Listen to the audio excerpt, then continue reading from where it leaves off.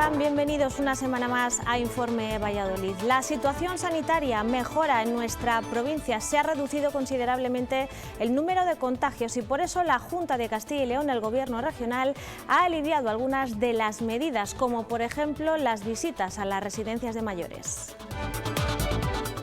Entre otras cosas porque ya tenemos inmunizadas el 100% de las residencias, aún no el 100% de los residentes, porque hay algunos que estaban en brote o esperando la negativización para poder ser vacunados. También tenemos que decirles que a partir del próximo viernes toda la actividad no esencial que tenemos en marcha en la comunidad podrá admitir en las actividades abiertas al público su último cliente a las 9:30, con el fin de poder cumplir el horario del toque de queda que se mantiene a las 10 de la noche. El resto de las medidas se mantienen, se prorrogan por otros 15 días, tanto los límites de aforo como el confinamiento perimetral, como el resto de las medidas se van a mantener durante otros 15 días. Hoy se toma el acuerdo de prorrogarla durante otros 15 días, sin perjuicio de que el próximo lunes, como les digo, volveremos a evaluar la situación.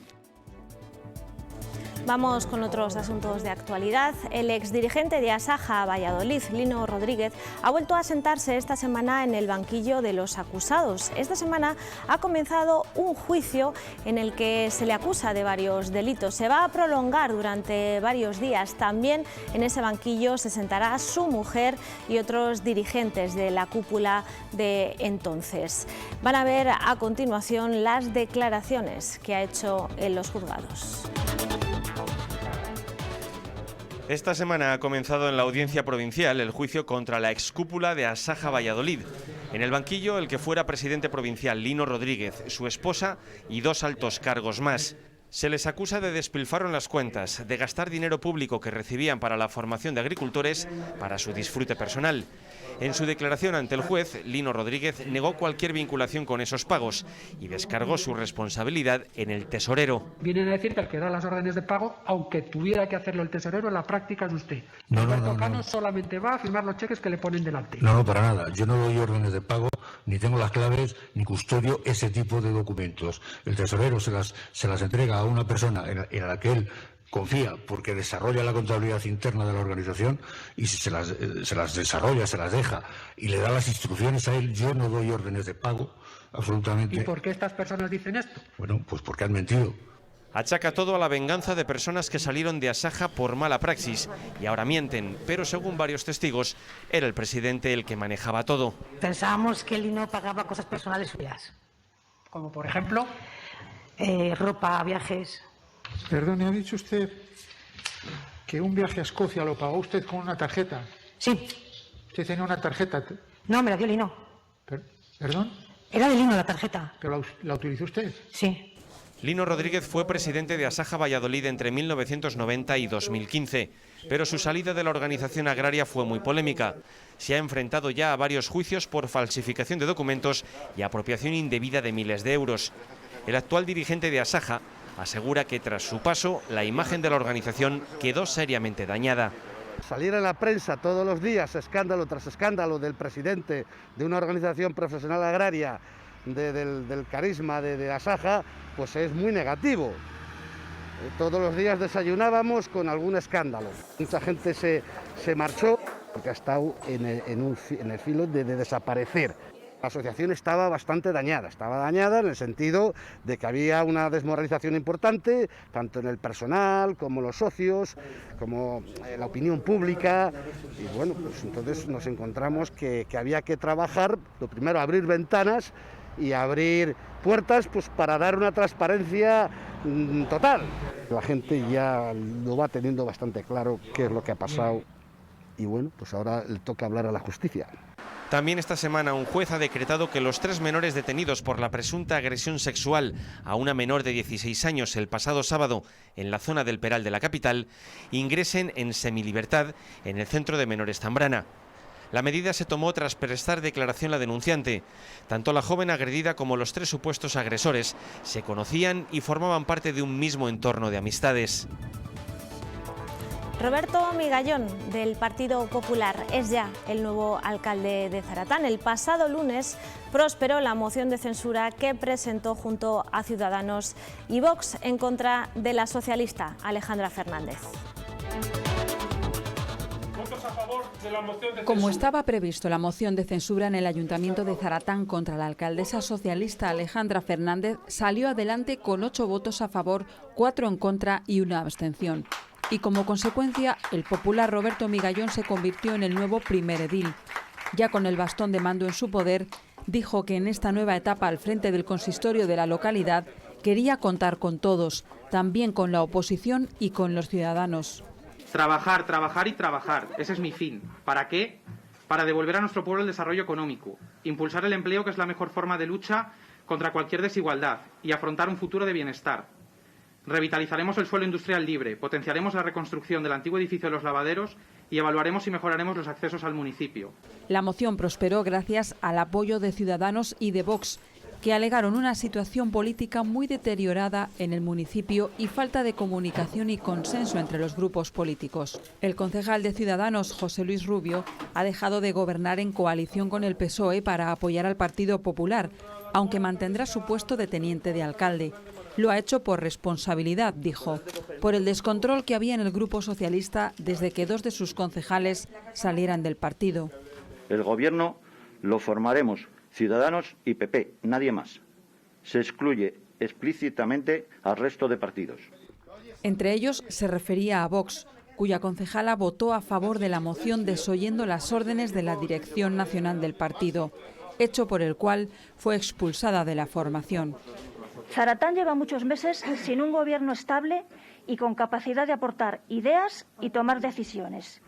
Y no podemos permitir que esta situación se prolongue durante los más de 2 años que aún quedan de legislatura. La ya exalcaldesa Alejandra Fernández defendió emocionada su labor al frente del consistorio. Llamó lacra política a los concejales que abandonaron su partido y a su ya ex socio de gobierno, el concejal de Ciudadanos, le dio las gracias por el trabajo realizado. Gracias por la gran labor y el trabajo realizado a mi lado durante estos casi 2 años. Estamos en esta situación por posicionarnos a su lado, lo cual le digo que no me arrepiento, porque mi manera de ser es así. Y si tengo algo que reprocharle es esta traición, porque no nos lo merecemos. Porque por mucho desgobierno que el Partido Popular hace ver que hay, usted y yo sabemos que esto no es así. Que se trabajaba bien, que se trabajaba a gusto, que había proyectos que iban a salir este año. Y eso lo digo alto y claro. Y que no me lo esperaba precisamente por nuestra relación. Poco tardaron los nuevos miembros del equipo de gobierno del Ayuntamiento de Zaratán en estrenar sus cargos. Un día después de la moción de censura, se celebraba en el consistorio el primer pleno con Roberto Migallón a la cabeza. Una sesión que tampoco estuvo exenta de polémica.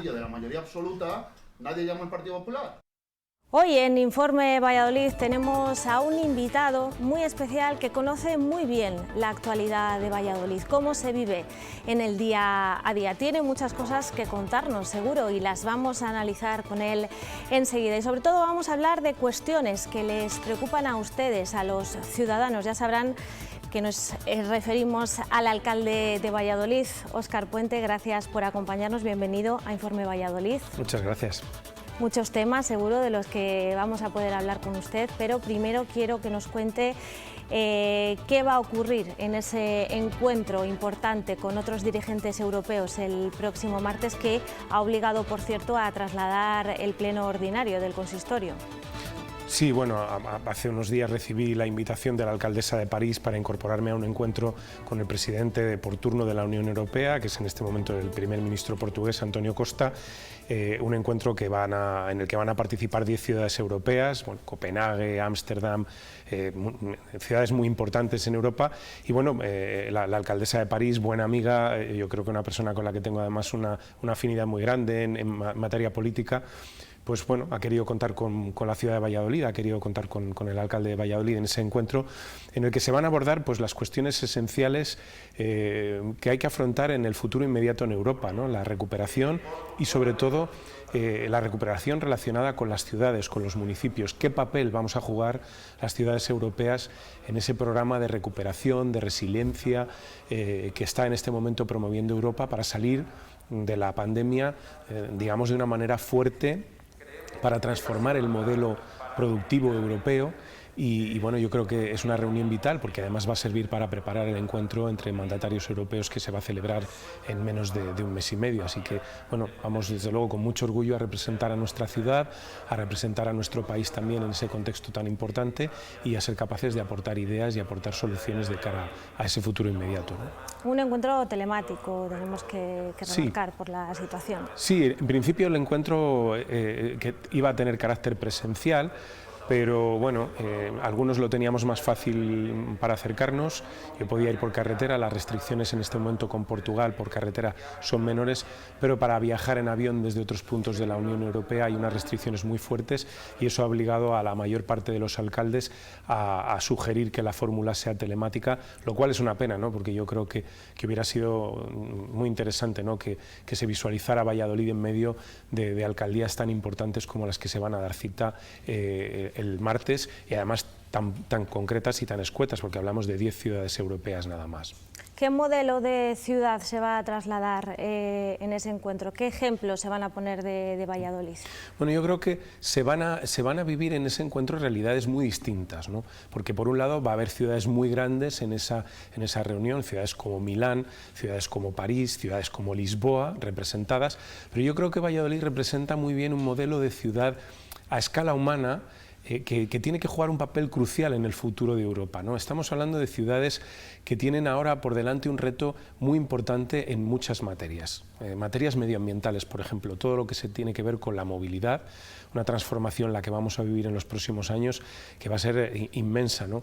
La descarbonización de los edificios, es decir, tenemos que ir ya a edificios residenciales y edificios públicos 100% sostenibles, a una diversificación de nuestro modelo productivo, ¿no? A la propia estrategia alimentaria de las ciudades, a las infraestructuras, es decir, yo creo las políticas de cuidados. Yo creo que Valladolid es un referente, es un modelo y yo creo que tiene mucho que aportar en lo que se refiere a la línea a seguir en ciudades de nuestro tamaño, ¿no? Ciudades de un tamaño medio y que yo creo que en el contexto europeo, como digo, van a tener una importancia vital en los próximos 4 o 5 años, ¿no? Para la recuperación.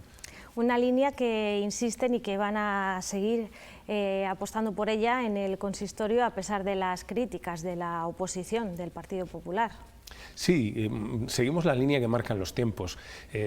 A mí me parece muy oportuno el liderazgo que está ejerciendo en este momento en Europa a nivel municipal la alcaldesa de París, ¿no? París es una ciudad que ha experimentado una transformación, los que han tenido la fortuna de conocerla, una transformación probablemente la mayor en materia de movilidad que ninguna ciudad europea ha afrontado, ¿no? Todos conocemos el París de hace 20 años, una ciudad muy saturada de coches, una ciudad muy grande, con un buen transporte público, también hay que decirlo, pero prácticamente con una movilidad ciclista inexistente. Hoy es una ciudad completamente transformada, es una ciudad en la que la movilidad ciclista ha ocupado el centro de la escena, en la que el peatón de nuevo es el gran protagonista, las riberas del Sena por las que discurrían miles de vehículos al día, hoy son riberas completamente peatonales y es una referencia de que si una ciudad tan grande como París, con esas necesidades de desplazamientos tan grandes ha podido hacerlo, una ciudad como Valladolid, en la que la mayor parte de los desplazamientos que se producen son inferiores a 4 kilómetros y en la que una parte muy importante de los desplazamientos en coche privado todavía a día de hoy de menores de 1 kilómetro son en coche, como digo, yo creo que es un espejo y un modelo a seguir y yo creo que ahí tenemos que seguir insistiendo porque es el futuro incuestionable y porque creo que va a redundar en un beneficio en la calidad de vida de nuestra ciudadanía, ¿no? Hablaba también que sobre la mesa de ese encuentro se va a poner la situación sanitaria. ¿En qué momento se encuentra la ciudad de Valladolid? ¿Hay un futuro esperanzador o cómo nos encontramos ahora mismo? La ciudad, desde el punto de vista de los contagios, está siguiendo una evolución muy buena. La tasa a 14 días, el índice a 14 días ha bajado muchísimo. Afortunadamente el índice a 7 días es menor que la mitad del índice a 14 días, lo que nos indica que en las próximas fechas vamos a seguir bajando. Y por tanto, en ese aspecto el futuro es esperanzador. Es verdad que la situación hospitalaria y la situación de las UCIs todavía no es todo lo buena que nos gustaría, pero también es una evidencia que la caída en contagios nos va a conducir a una situación hospitalaria mucho más desahogada en las próximas fechas, y eso nos tiene que hacer mirar el futuro con esperanza. Las vacunas cada vez se incorporan en mayor número.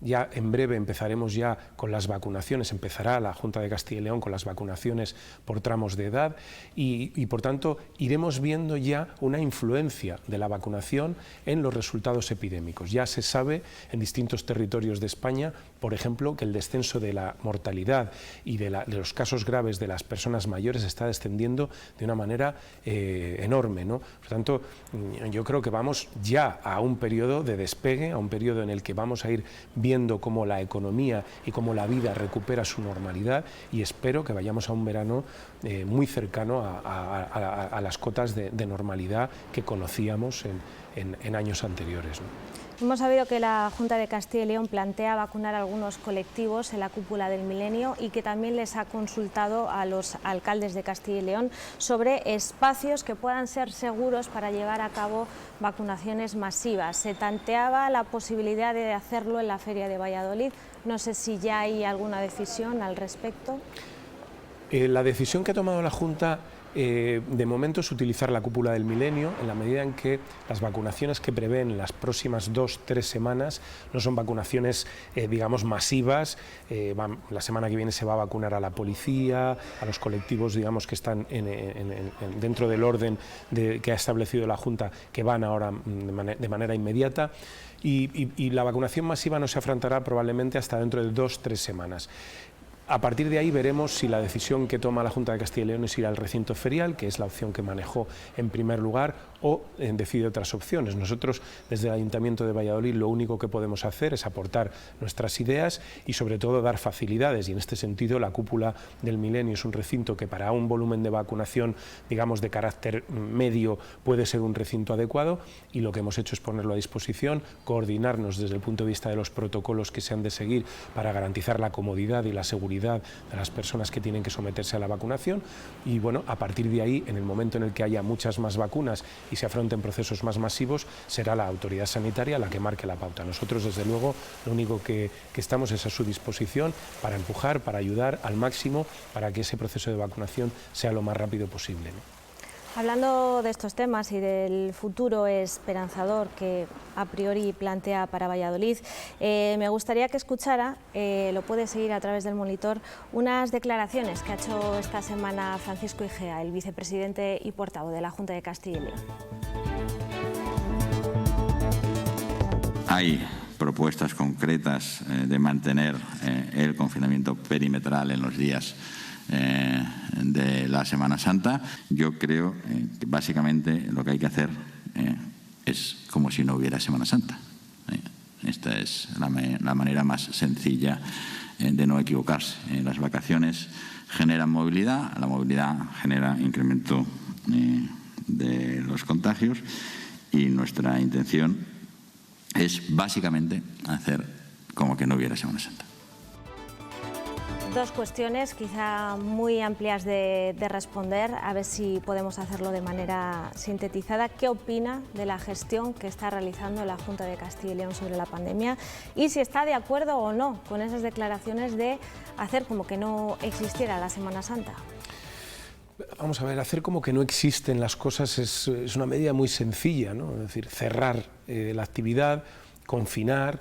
Bueno, son medidas de trazo grueso, sencillas de implementar, pero que tienen unos efectos tremendamente perniciosos para el conjunto de la sociedad, por mucho que tengan algún efecto beneficioso en lo que se refiere a la transmisión de la pandemia. Hoy tenía a la vista un dato de una revista muy importante científica, en el que, por ejemplo, hablaba de que el confinamiento tenía una incidencia muy pequeña en el control del virus. Curiosamente, lo más importante era la reducción de las reuniones, por ejemplo, en los domicilios domicilios a menos de 10 personas. Era la medida que más efecto había producido en la contención de la pandemia. De hecho, si analizamos las cifras que hemos vivido en el último mes y medio, el origen está muy claro. Han sido las reuniones familiares en la época navideña sin cuidado, con un exceso de confianza, la que nos ha producido este tercer brote con consecuencias tan graves y tan dramáticas, ¿no?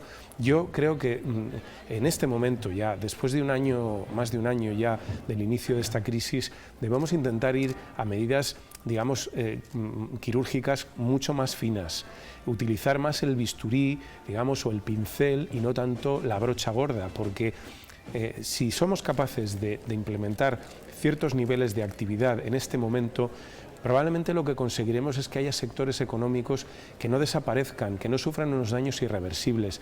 De esta crisis sanitaria vamos a salir y yo creo que estamos en vías de hacerlo, pero después tendremos que afrontar pues una situación económica muy complicada. Por eso es importante que todas las autoridades nos esmeremos en este momento por encontrar vías para mantener el mayor volumen de actividad posible, conciliándolo con la seguridad de las personas, ¿no? Y yo eso es lo que he echado en falta, más allá de otras consideraciones, ¿no?, de falta de criterio a veces, de vaivenes, ¿no? Yo es lo que más he echado en falta en el caso de la administración autonómica, ¿no? Yo creo que han utilizado demasiado la brocha gorda y demasiado poco el pincel fino para intentar causar el menor daño posible en la economía de nuestro territorio, ¿no?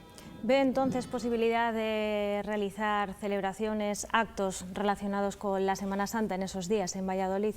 Yo creo que algunas cosas es posible hacerlas.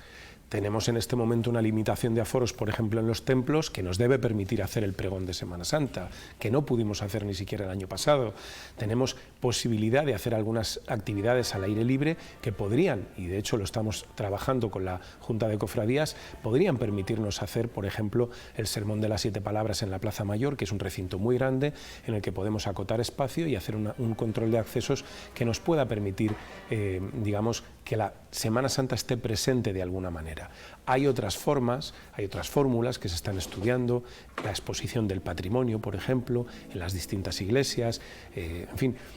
Yo creo que algunas cosas, algunas se pueden hacer y yo creo que estamos obligados, ya digo, después de un año de pandemia estamos obligados a intentarlo. Por supuesto, siempre respetando las medidas de seguridad y, por supuesto, siempre primando el interés de la salud pública por encima de cualquier otro. Pero yo creo que se puede intentar, como hemos hecho en anterioridad, como lo hicimos con la Seminci, sin ningún contagio, durante 10 días, con un 30% de los aforos en los cines, como hicimos con el concurso nacional y mundial de pinchos y tapas, como hemos hecho durante la Navidad con un sucedáneo de cabalgata que funcionó y que no causó ningún tipo de problema, por mucho que haya generado una polémica innecesaria y una respuesta, a mi juicio, desproporcionada de la Junta. Yo creo que se pueden hacer cosas y se debe intentar hacer cosas conciliándolo con ese deber de velar por la salud de los ciudadanos, ¿no? ¿Está de acuerdo usted entonces en que se celebre el próximo 8 de marzo una manifestación?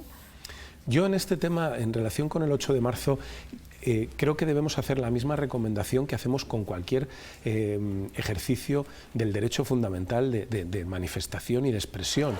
Hoy ha habido una manifestación en Valladolid de los autónomos, de la hostelería, y nadie se para a cuestionar el derecho que tienen esos sectores de manifestarse. Con el 8 de marzo debemos actuar de la misma manera, recomendar prudencia. No es el momento de manifestaciones masivas en la calle, pero tampoco el derecho de manifestación está suprimido, sigue en vigor, y por tanto lo que debemos hacer es tratar el 8M como hemos tratado el resto de momentos en los que la ciudadanía, los colectivos han decidido que era oportuno manifestarse, ¿no? Y por tanto yo creo que debemos ir a un día 8 de marzo con unas limitaciones evidentes a ese derecho, con unas restricciones evidentes a ese derecho, con una recomendación de que en la medida de lo posible no se ejerza ese derecho de manifestación, pero al mismo tiempo respetando a quienes quieran hacerlo y limitando ese derecho de manifestación a los números y a las cifras que sean razonables para garantizar la salud de todos, ¿no? Entiendo que intentando garantizar la salud de todos, en Valladolid se trabaja para que todo continúe. Creo que hay fecha para la Feria del Libro en el mes de junio, también para otros eventos. ¿Ustedes en qué línea están trabajando en el Ayuntamiento? Bueno, ya celebramos la Feria del Libro el año pasado.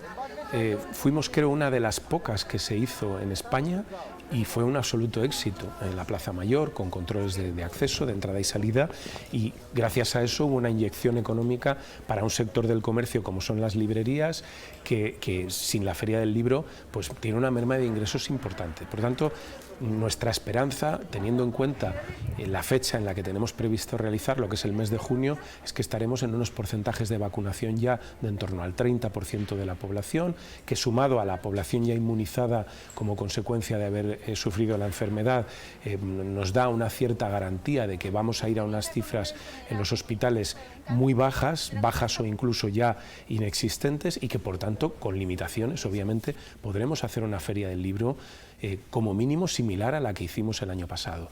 Y nuestra ambición es ir poco a poco, progresivamente, yendo a un verano más normal, y tenemos la esperanza fundada de ir a una posibilidad de hacer nuestras fiestas en el mes de septiembre, cuando ya hablamos de una previsión de un porcentaje de vacunación de en torno al 70% de la población, y por tanto ya con una situación cercana a la normalidad que nos tiene que permitir reactivar sectores que han sufrido mucho. La hostelería tiene en las fiestas de Valladolid una tabla de salvación, y yo creo que sería imperdonable que no lo intentáramos, por lo menos, aun cuando tengamos que aplicar algunas restricciones, pero yo creo que debemos intentarlo, y yo creo que además la sociedad necesita ya válvulas de escape después de tanto tiempo de privaciones, ¿no?, y de tanto tiempo de sacrificios.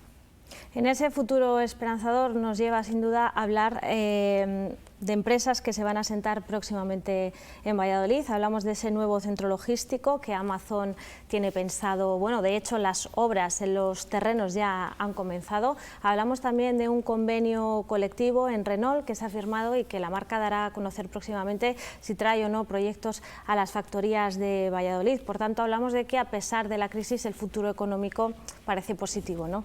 Sin duda, yo de verdad quiero trasladar un mensaje optimista a la sociedad vallisoletana. Lo he hecho esta mañana, me he reunido con un sector que está en este momento pasando un momento muy malo, como son los gimnasios y los centros deportivos, ¿no? Yo creo que Valladolid es una ciudad que está en una buena situación para afrontar el futuro. Nosotros no somos una ciudad hiperdependiente del turismo, hemos crecido mucho en materia turística, pero que alguien se ponga a pensar en este momento, por ejemplo, en territorios como puede ser Tenerife, como pueden ser las islas, ¿no?, que tienen una industria prácticamente basada en el turismo.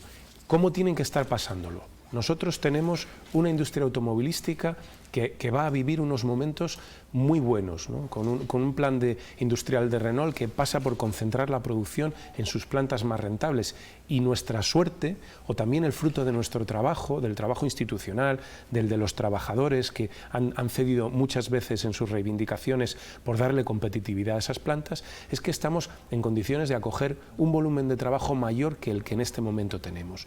Tenemos asentamientos, nuevos asentamientos como el que mencionas, y otros en los que estamos trabajando, que nos hablan de que Valladolid es un territorio atractivo para las inversiones. Tenemos un volumen de empleo público importante, funcionarios del Ayuntamiento, de la Junta, de la Universidad. Tenemos un volumen de pensionistas importante, que son personas que tienen unos ingresos asegurados. Es decir, tenemos una diversificación de nuestro tejido productivo que nos hace estar en una situación muy importante para que la crisis nos afecte lo menos posible. Y tenemos, además, una planificación de inversión en infraestructuras, de inversiones públicas para los próximos años muy buena. Tenemos ahí la integración ferroviaria. La semana que viene se celebran 2 mesas de contratación para dar impulso ya a obras y proyectos relacionados con la integración. Tenemos el bypass de mercancías, que ya se ha reanudado la obra, los fondos europeos que van a llegar, las inversiones del Ayuntamiento y las de la Junta de Castilla y León. Es decir, yo creo que tenemos un futuro por delante prometedor, y que vamos a vivir un momento, una vez que dejemos atrás la crisis sanitaria, un momento bonito, un momento en el que tenemos que todos, entre todos, empujar para recuperar los niveles de actividad, porque estamos, además, yo creo que en las mejores condiciones posibles para afrontarlo. Y por eso yo quiero, de verdad, ser optimista. Sé que hay gente que en este momento lo está pasando muy mal, la hostelería especialmente, sector gimnasio, sector del deporte, algún sector relacionado con el comercio, pero yo creo que se presentan tiempos esperanzadores y que si somos entre todos capaces de poner ingenio, de dejar al lado discusiones estériles, de peleas absurdas que hay en muchas ocasiones, yo creo que vamos a salir adelante y vamos a salir adelante de verdad con fuerza. Estoy absolutamente convencido. Pues con ese mensaje de optimismo nos quedamos. Alcalde de Valladolid, Óscar Puente, lamentamos no tener tiempo para más. Muchísimas gracias por acompañarnos en Informe Valladolid. Muchas gracias, ha sido un placer. A ustedes también decirles que aquí les esperamos la próxima semana, dentro de 7 días, con más asuntos. Cuídense, adiós.